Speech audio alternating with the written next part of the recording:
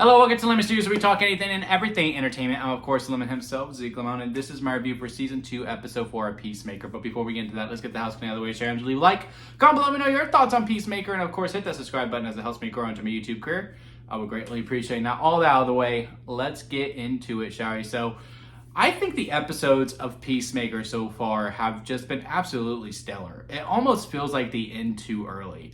And I mean that in a complimentary way, because it always gets you so excited for the next episode, but yet at the same time, I feel this sense of gratification or this completion that I feel with every episode, because I do feel like every single one has a beginning, a middle, and end. I mean, after the end of this episode, I was like, wait, we're already done? We're already finished up here? And sure enough, it was like a full 40 minutes or maybe a little bit longer, but it didn't feel like that. It honestly felt like I was only there for 20 in a lot of ways. Now, overall, again, I'm really liking what we're doing. I'm liking what we're going with the progression of the story. I loved how this episode was basically an episode of debates, one between Chris and Abadiah, and then of course Hardcore and Rick Flag Sr.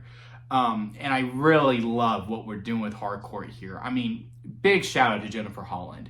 I know she gets a lot of flack for her work in the DC universe, simply because, she's James Gunn's wife, and a lot of people are like, oh, well, that's the only reason she got hired. Hell to that. One, she was hired before he was even in creative control. But two, she is one fine, phenomenal actress with everything that she's playing, because everything that she was playing during her debate scene with Rick Flag, well, not necessarily a debate, it's just her ultimatum, if you will. She's really a debate within herself. Because you gotta imagine she is starting to have feelings for Chris. And maybe she hates herself for that. She keeps getting in bar fights. She has all these different things. Maybe her and Chris did hook up on that party boat, and she hates herself for it, because that's the man that killed who, I mean, let's be honest, was the love of her life, which was Rick Flag Jr. or Ricky Flag, as Rick Flag calls him, or Rick Flag Sr., I should say. That because she says, oh, you're my only friend, I don't want to mess this up, but yet, she slept with him and all that, so she had some really strong feelings towards him. And, they were talking about that this funeral, and how there's a picture of all of them together, and she's going, do you know what you said at the funeral? Which I would imagine we see next week. Maybe that's next week's cold open of that. If I ever see Peacemaker, I will kill him, or something like that. I could see them talking at the funeral and saying those things and making those vows to each other. And then her going back at him going, look, you have to understand, he only killed Rick because Amanda Waller told her to. He goes, well, we've all disobeyed Waller when she crossed the line, so that's not an excuse for me. I just really liked everything that we're doing with her, and that inner conflict that she has. She gets the text from Chris. She goes, okay, I'll meet you up. And then, she's walking, and she doesn't want to do it. She doesn't, but she feels like she has to, because this is the only life that she knows. I wonder if she'll go through with it, and maybe this is what makes him go to the other universe and just going to stay there. And I love everything that we did with Chris and Abadiah as well. Him coming clean about everything, and she going, well, who knows? Maybe this whole universe is just made up in your head, because, you're in a really dark spot when you went into that 6 months ago. You just lost your dad. You had all these different things. No, I'm pretty sure it's real. And I wonder if she'll go, because y'all know what my theory is that I think this world that Chris loves so much, and that is the perfect universe, I think it's one of two things. Maybe they don't go as far as I originally thought. And that is that the Nazis win World War II, and that is the world shaped within it, because I swear to God, I have not rewatched episode 3 since it aired. I think I watched it twice, because I really did like episode 3, but I swear on both times that I've watched it, I haven't rewatched it since, there's not a single black extra within there. So if it's not the Nazis winning, then maybe the South wins the Civil War. I think it's one of those two, because again, you got to think, they are appreciative there. His dad actually loves him, so his dad has a heart. He's not filled with hate, because a lot of people tell him, you think wrong for being a white supremacist and being a racist. His side must have won. And the way that Chris kills too is very much celebrated. That was my big red flag, is that the way that Chris kills people and just, leaves nothing to chance. He makes sure they're dead, and they're dead with brutality, and people are like, yay! to me, it's a big red flag of how this universe operates, especially within the DCU, that it is relatively in the same world as a Superman, which, yeah, it gets pretty brutal in there. I mean, we saw a freaking kaiju die because his heart or his stomach exploded. Sure. But I don't know, there was something much more visceral with how Peacemaker was killing. So with all those factors is that I don't think anything has changed, because it's the same DNA, it's the same Chris, still very obsessed with drugs and all of that, and has a drinking problem. And his room looks the same. It has like the same types of posters and the same bands. So you have to imagine not much has changed from the dad's perspective. He's still very much racist. And again, I'm pretty sure he was a white supremacist. I think I saw the Nazi symbol in the background and one of the set decorations in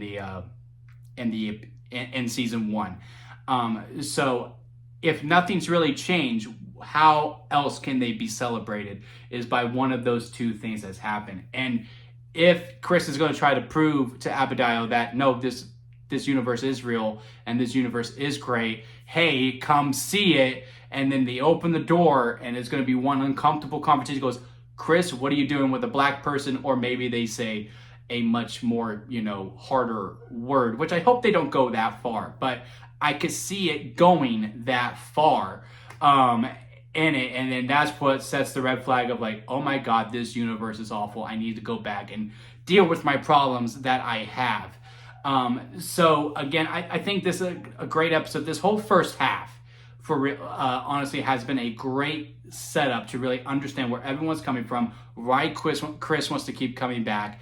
And I do think at the end of this season, he does let go of it, because if James Gunn's word is to be believable, is that this show sets up, how the rest of the DCU goes, which means, hey, please watch my show because I think it's important, so you should think it's important too. We've heard Kevin Feige do it multiple times.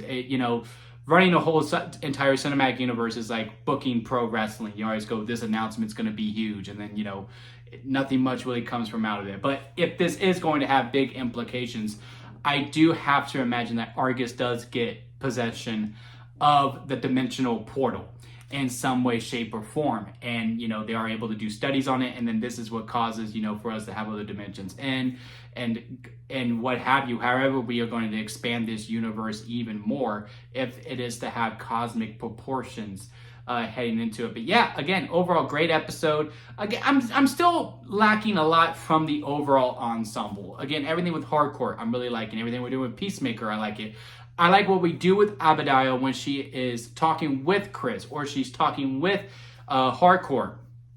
Her conversations with economists are nice too, and her conversations with Adrian as well are pretty funny. Like when they open the door, they go, "Oh my God, there's spiders everywhere." Where Adrian's gonna love this, and Adrian, who was such a standout in season 1, he's really been put to the side a little bit. I hope in the second half we get a little bit more work from him, because I do see something that we're progressing here with, like, he has this jealousy of, he's talking to Abadiah, like when he opens the door, he goes, "Hey, Peacemaker." "Oh, Abadiah, you're here too?" And he feels constantly left out. So I wonder how that's going to be coming to play.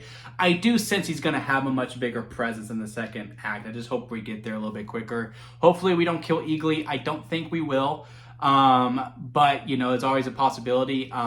That was a weird ending with Michael Rooker's character, who I cannot tell you the name of. He does have some actual Cherokee powers in some way, shape, or form.